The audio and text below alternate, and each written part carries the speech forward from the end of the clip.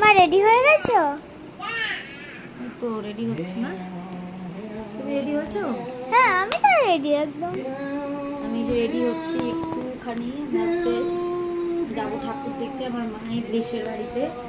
তো তার জন্য আজকে একটু তাড়াতাড়ি করে রেডি হয়ে নিচ্ছি। আমি পরেছি সেই জন্মদিনের জামাটা, আমি যেটা জন্মদিনে পরেছিলাম সেই জামাটা পরে আজকে যাচ্ছি। তো এদিকে দেখো আমার সোনাইও রেডি হয়ে গেছে, দেখাই এই যে সোনাই রেডি,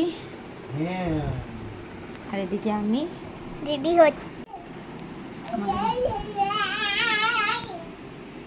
আমি এখন রেডি হচ্ছি। বলো, দাঁড়া আমি দেখাই।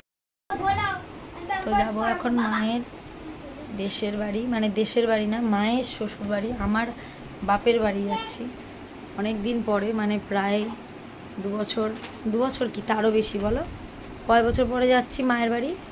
2.5-3 বছর হয়ে গেছে, মানে ওই বাড়িতে 3 বছরের মতো, হ্যাঁ 3 বছর হয়ে গেছে, এখন যাওয়ার হয় না। তো আজকে ওখানে যাচ্ছি কালী পূজার ঠাকুর দেখতে, দিয়েছে বাবাকে মেরে। তো পুরো লুকটা কমপ্লিট করে তোমাদেরকে দেখাবো। এখন এই যে চুলটাকে পুটলি করে রেখে দিয়েছি, আগে মেকআপ করা হচ্ছে, আমি রেডি হয়ে বাবুকে রেডি করাবো।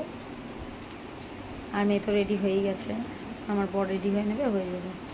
আর ওদিকে আসছে মা, ওদের কথা তো বলতে ভুলে গেলাম, মা বোন বাবা ওরা 3 জন আসছে।